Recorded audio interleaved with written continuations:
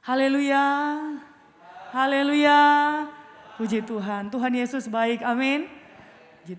Puji nama Tuhan, sesuai dengan tema firman Tuhan yang sudah kita lihat, Bapak Ibu Saudara yang dikasihi oleh Tuhan, yang diberikan oleh koordinator eklesia, sukacita di tengah badai.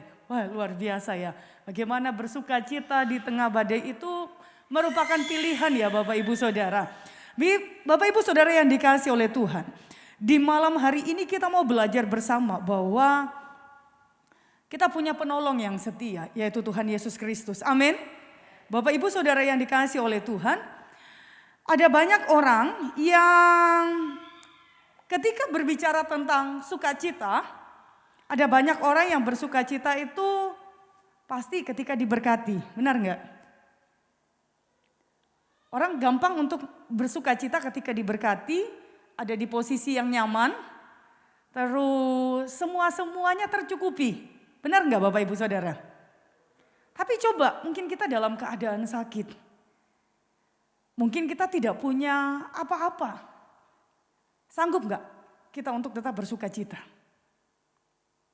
Kalau boleh saya katakan, firman Tuhan berkata bahwa bersukacitalah senantiasa. Sekali lagi aku katakan bersukacitalah. Sukacita itu pilihan. Tetapi bagi anak Tuhan, sukacita itu merupakan keharusan. Kalau buat saya keharusan buat kita semua, amin. Kenapa? Karena kalau kita sudah bersukacita, mau tidak mau, sesuai dengan firman Tuhan katakan bahwa kalau kita bersukacita, kita pasti dimampukan oleh Tuhan sekalipun badai sebesar apapun yang Tuhan izinkan terjadi. Sekalipun kita harus berada di tengah badai, ketika ada sukacita, firman Tuhan jelas berkata, sukacita dari Tuhan, sebab sukacita dari Tuhan itu adalah perlindungan buat kita. Amin. Betapa pentingnya kita miliki sukacita dalam perjalanan hidup ini. Ada satu kondisi, seorang hamba Tuhan, seorang anak Tuhan, bukan hanya dia yang mengalami, tetapi bersama dengan bangsanya mengalami satu kondisi yang kalau saya katakan kondisi ini sangat tidak enak. Kondisi yang sangat sulit. Tetapi dia ambil satu pilihan, ambil satu respon yang luar biasa. Katakan dia mau tetap beria-ria di dalam Tuhan. Mari Bapak Ibu Saudara kita membuka dalam kitab Habakuk. Kitab Habakuk pasal yang ketiga. Bapak Ibu kalau lihat ayat ini pasti Bapak Ibu sudah sering membacanya. Ada doa yang disampaikan oleh Nabi Habakuk. Habakuk pasal yang ketiga. Ayatnya yang ke-17 sampai dengan ayatnya yang ke-19. Dengan tidak keberatan saya rindu kita baca ayat ini bersama-sama dalam hitungan yang ketiga. Habakuk pasal yang ketiga ayatnya yang ke-17 sampai dengan ayatnya yang ke-19.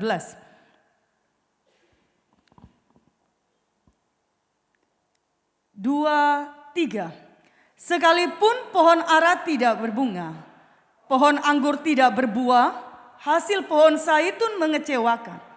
Sekalipun ladang-ladang tidak menghasilkan bahan makanan, kambing domba terhalau dari kurungan, dan tidak ada lembu sapi dalam kandang. Namun aku akan bersorak-sorak di dalam Tuhan, beria-ria di dalam Allah yang menyelamatkan aku. Allah Tuhanku itu kekuatanku. Ia membuat kakiku seperti kaki rusa. Ia membiarkan aku berjejak di bukit-bukitku untuk pemimpin biduan dengan permainan kecapi. Bapak Ibu Saudara yang dikasihi oleh Tuhan. Kalau kita melihat kondisi yang sedang dialami, dan ini merupakan doa dari Nabi Habakuk. Pergumulan dari Habakuk bukan hanya pergumulannya secara pribadi. Tetapi kondisi ini, mohon maaf, bukan hanya kondisi yang dialami bukan hanya dia sendiri. Tetapi dialami oleh orang-orang Yehuda pada saat itu. Bangsa Yehuda pada saat itu.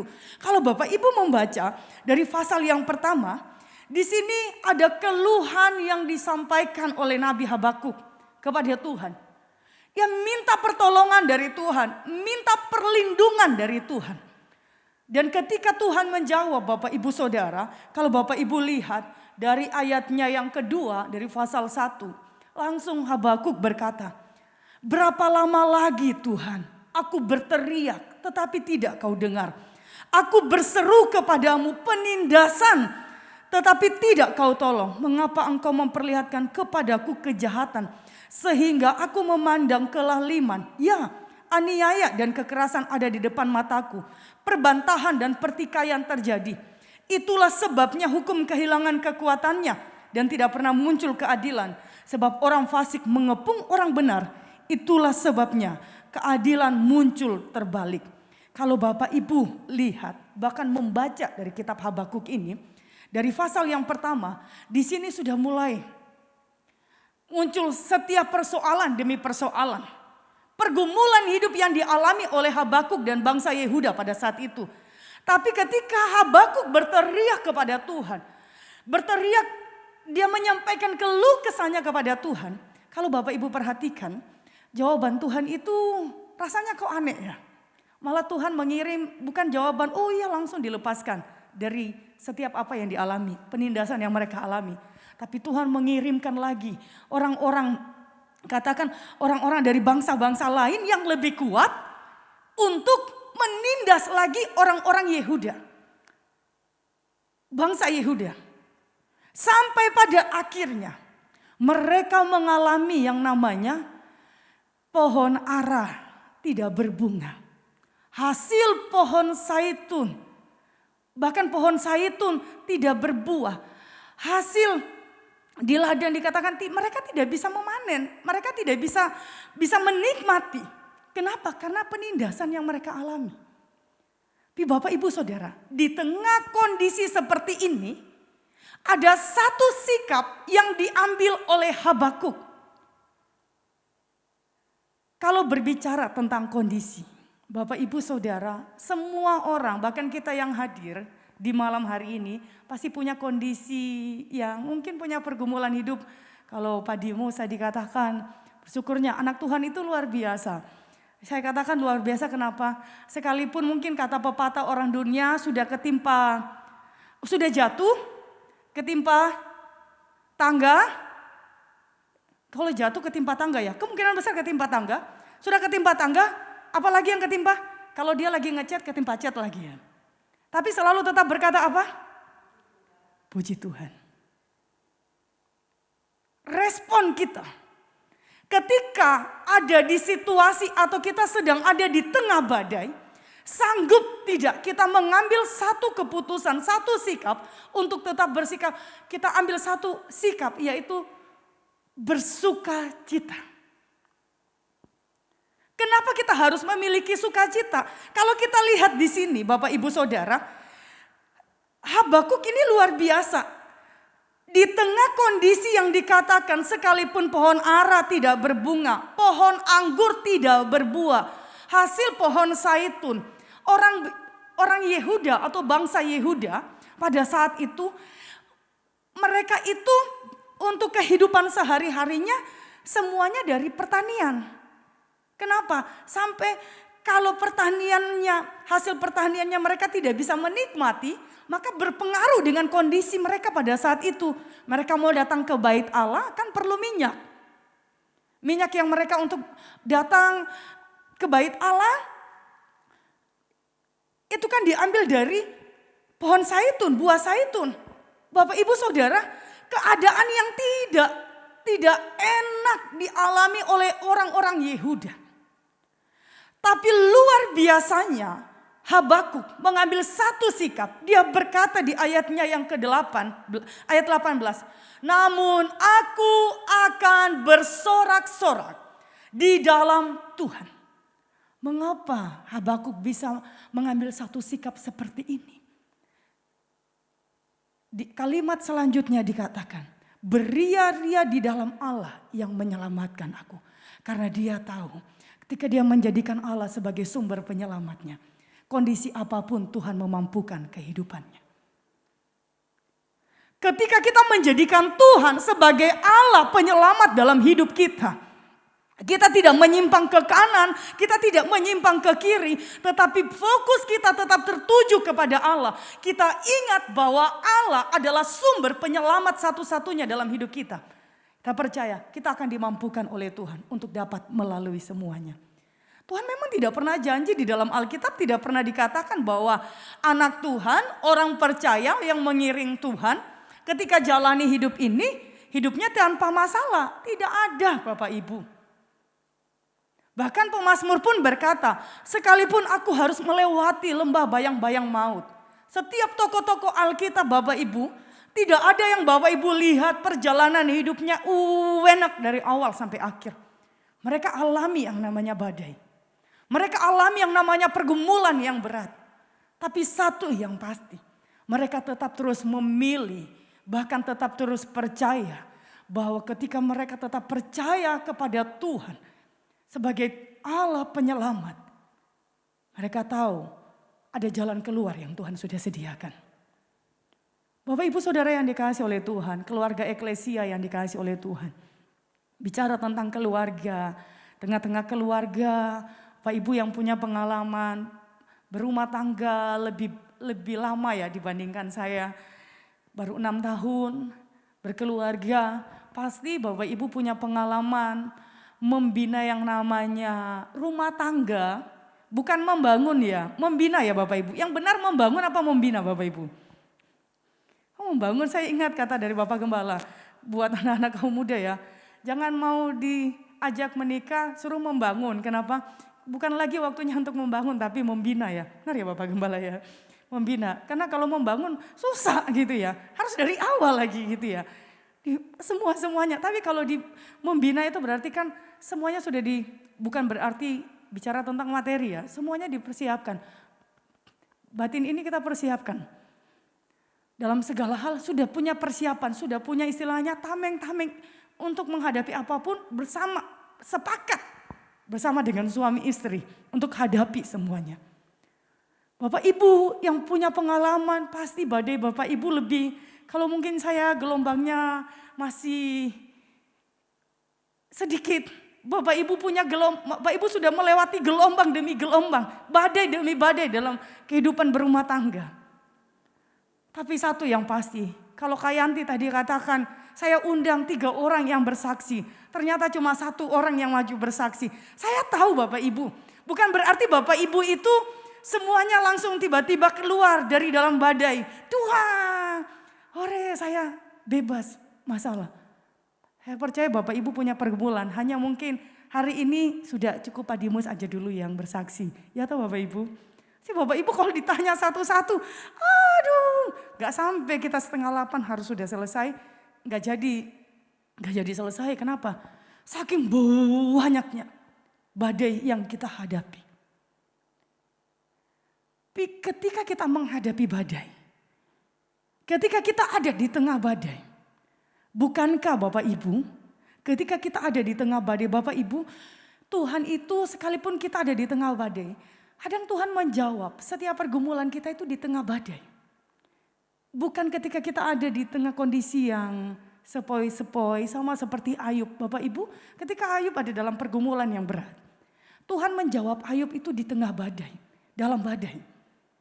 Ketika Tuhan menjawab Ayub, Ayub di sini akhirnya alami kekuatan, dimampukan oleh Tuhan untuk dapat dia mengampuni sahabat-sahabatnya, untuk dapat dia memberkati mereka.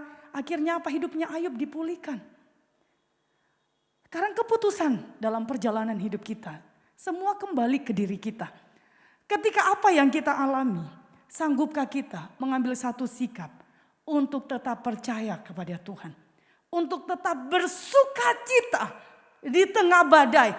Beria-ria, bayangkan Habakuk berkata, namun aku akan bersorak-sorak di dalam Tuhan. Orang yang bersorak-sorak itu enggak mungkin mukanya itu sedih Bapak Ibu. Coba lihat kiri kanannya malam ini. Wajahnya bagaimana Bapak Ibu? Coba lihat baik-baik. Nanti kalau disuruh lihat kiri kanan baru wajahnya kasih senyum begini ya. Coba Bapak Ibu, kalau dilepas maskernya semua kelihatan itu. Berat sekali pergumulannya. Tapi sikap kita menentukan seperti apa, bagaimana kita ketika menghadapi persoalan, menghadapi badai yang datang bertubi-tubi. Habakuk dia berkata orang yang bersorak itu kan tidak mungkin lemas. Pasti ada kekuatan. Orang yang beria-ria di dalam Tuhan, Dia punya kekuatan.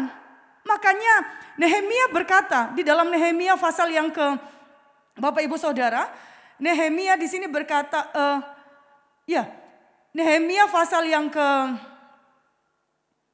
kita akan melihat Nehemia pasal yang ke-8 ayatnya yang ke-10 bagian B dikatakan kalau kita ada di tengah badai yang harus kita lakukan apa? Jangan kamu bersusah hati.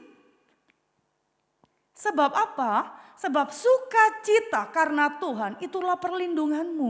Orang kalau di tengah badai dia sudah bersusah hati, tidak mungkin bisa kuat keluar dari badai Bapak Ibu. Kalau kita sudah bersusah hati, kita tidak bisa melihat jalan keluar. Jangankan melihat jalan keluar, berpikir positif pun susah. Mengambil satu sikap untuk tetap bersukacita itu sulit. Yang Tuhan mau, apapun yang terjadi, mari tetap miliki respon, satu sikap, bersukacita. Amin. Kenapa? Karena sukacita, karena Tuhan itulah perlindungan kita. Saya tidak tahu Bapak Ibu sedang alami pergumulan apa. Tapi saya percaya Pak Dimus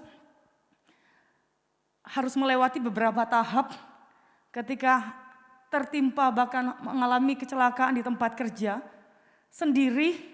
Walaupun mungkin banyak teman-teman ya, tapi saya percaya ada kekuatan yang diperoleh. Kenapa? Karena terus menjadikan Tuhan sebagai penyelamat, sebagai perlindungan dalam perjalanan. Hari ini boleh ada bersama-sama dengan kita, itu semua berkat karena Tuhan. Susah di luar sana kalau tidak ada di tengah laut, sudah tidak bisa komunikasi sama Ibu Dimu, sama anak-anak pasti susah. Tapi Tuhan sekali lagi katakan, jangan kamu bersusah hati. Kenapa? Karena sukacita dari Tuhan, itulah perlindungan kita. Ayat ini saya ingat adalah ayat yang sering disampaikan oleh almarhum Ibu Gembala juga. Apapun yang terjadi jangan bersusah hati. Sukacita dari Tuhan itu perlindungan kita. Makanya penting dalam jalani hidup ini tetap terus bersukacita. Makanya Rasul Paulus katakan kepada jemaat-jemaat, dikatakan firman Tuhan bahwa bersukacitalah senantiasa. Sekali lagi kukatakan bersukacitalah. Ada efek yang luar biasa, ada dampak yang luar biasa ketika kita tetap bersukacita. Amin. Ada pujian berkata bahwa walau sana pusing, semua orang susah, tetapi aku jadi orang susah juga.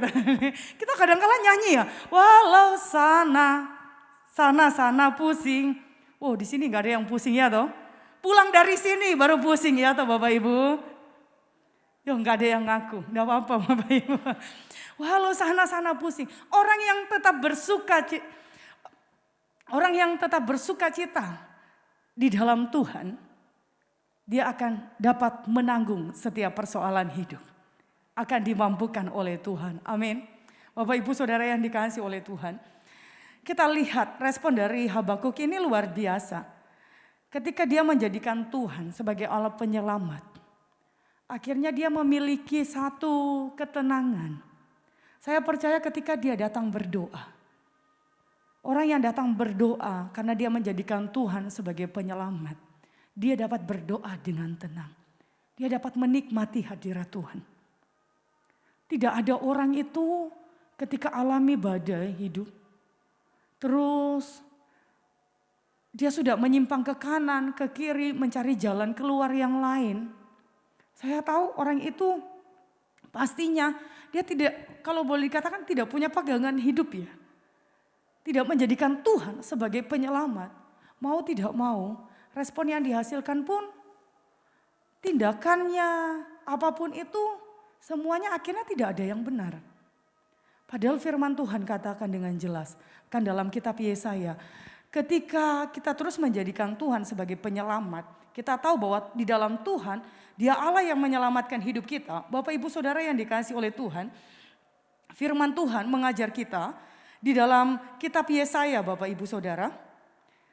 Kita akan melihat di dalam kitab Yesaya. Yesaya pasal yang ke-30 ayatnya yang ke-15. Yesaya pasal 30 ayatnya yang ke-15.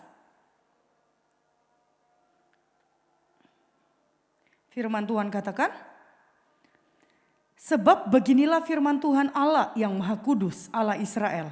Dengan bertobat dan tinggal diam, kamu akan diselamatkan. Dalam tinggal tenang dan percaya terletak kekuatanmu. Tetapi kamu enggan. Kembali, pilihan ada di tangan kita. Ketika kita tetap tinggal, tenang dan percaya bahwa Tuhan sumber keselamatan dalam hidup kita, di situ terletak kekuatan kita menghadapi badai sebesar apapun. Semua tergantung kita Bapak Ibu Saudara. Bukan lagi Tuhan. Tuhan sudah menyediakan semuanya, Tuhan sudah bereskan. Tuhan sudah sediakan semuanya bagi kita. Tapi sekarang tergantung respon kita.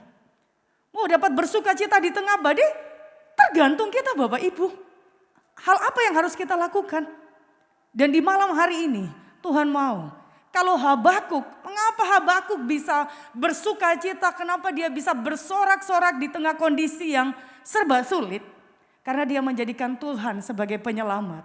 Akhirnya dia mendapat ketenangan. Mari malam hari ini apapun yang terjadi dari kemarin, hari ini dan seterusnya. Kalau Tuhan izinkan ada situasi-situasi yang begitu sulit dan buat kita itu merupakan badai hidup. Terus jadikan Tuhan sebagai penyelamat dalam hidup kita. Amin. Kenapa? Saat kita menjadikan Tuhan sebagai penyelamat dalam hidup kita, ada ketenangan yang kita peroleh. Saat ketenangan kita peroleh, di situ dikatakan terletak kekuatan kita. Yang kedua kita mau lihat, mengapa Habakuk dapat bersuka cita, bersorak-sorak? Karena dia menjadikan Tuhan, tadi saya akhiri di ayatnya yang dari Yesaya pasal 30 ayatnya yang ke-15. Dia menjadikan Tuhan itu sumber kekuatan. Kita tahu bahwa kekuatan kita itu tidak seberapa. Tuhan juga tahu kekuatan kita tidak seberapa. Makanya dalam 1 Korintus pasal yang ke-10 ayatnya yang ke-13. Kalau ada hal-hal yang Tuhan izinkan terjadi dalam hidup kita.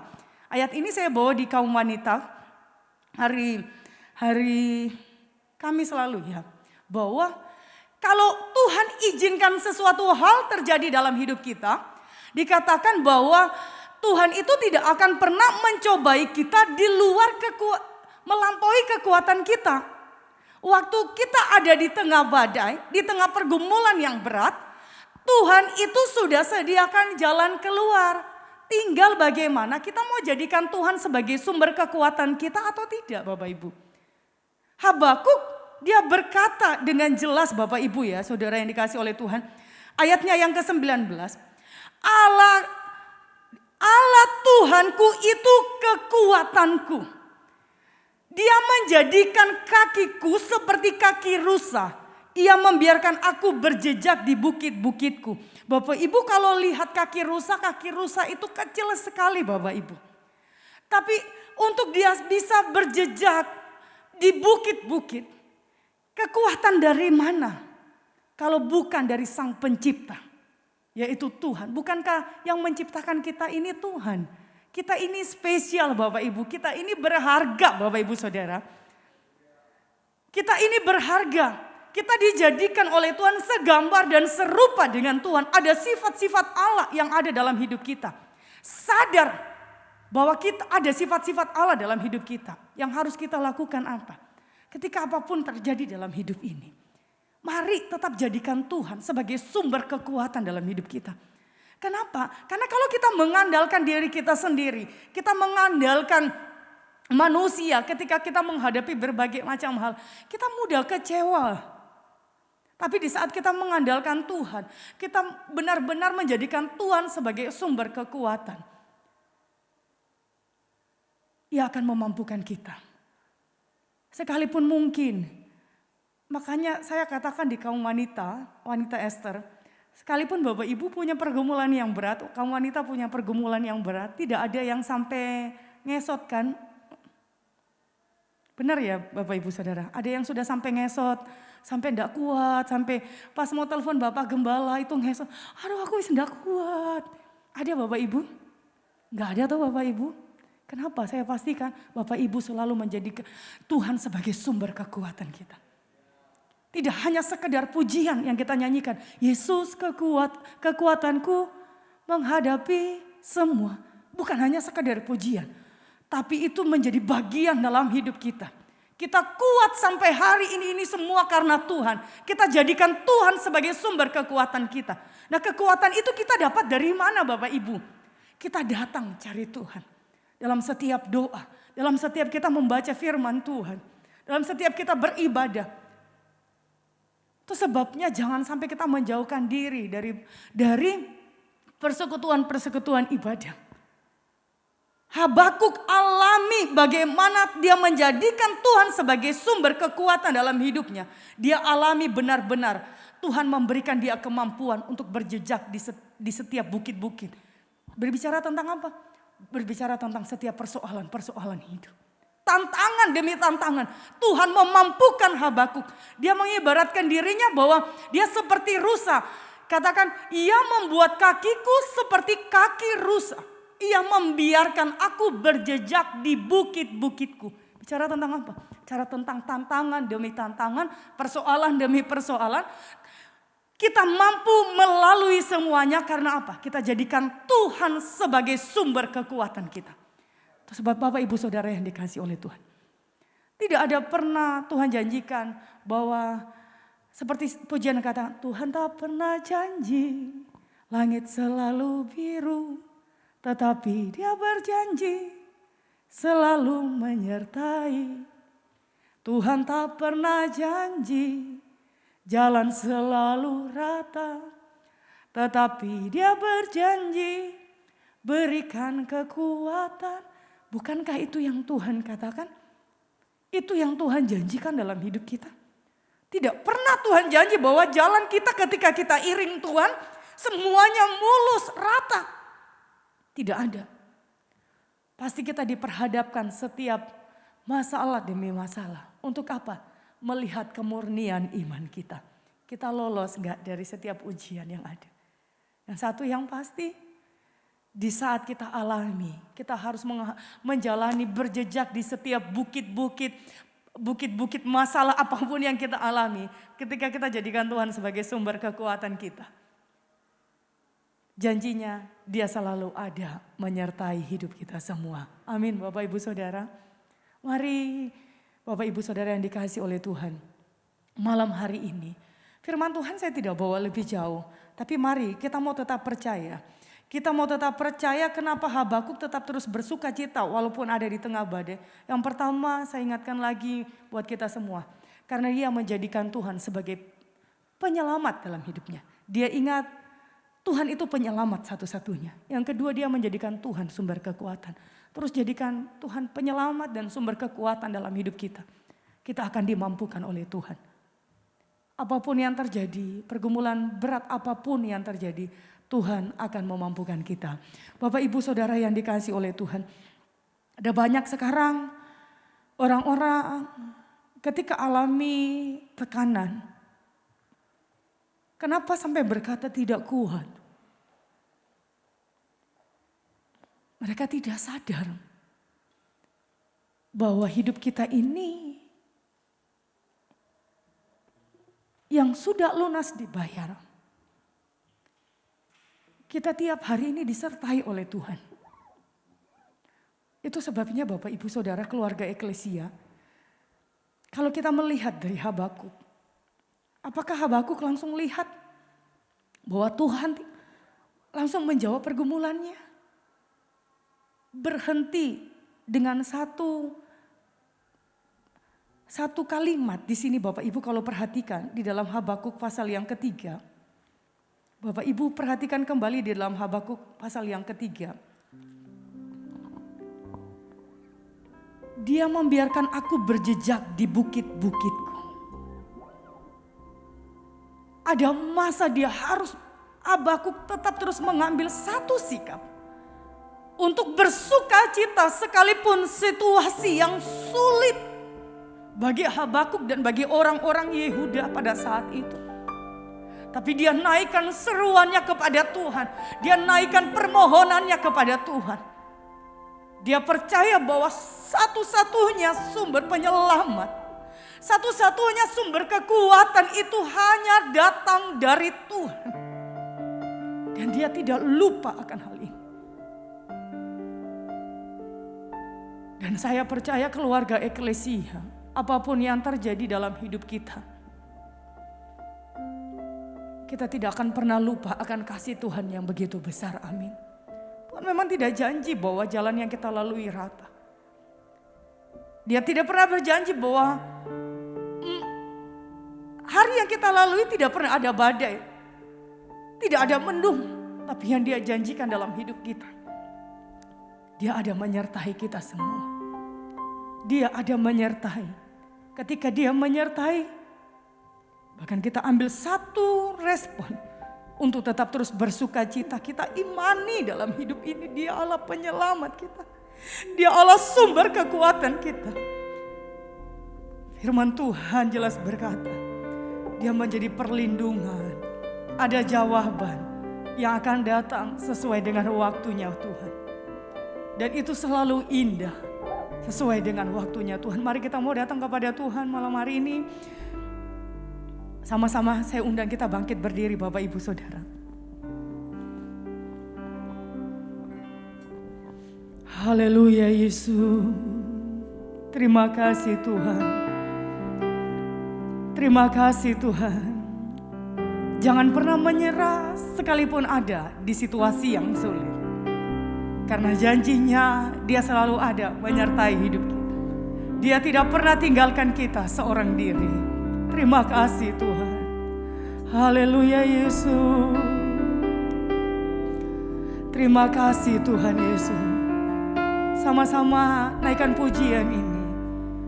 Tuhan tak pernah janji.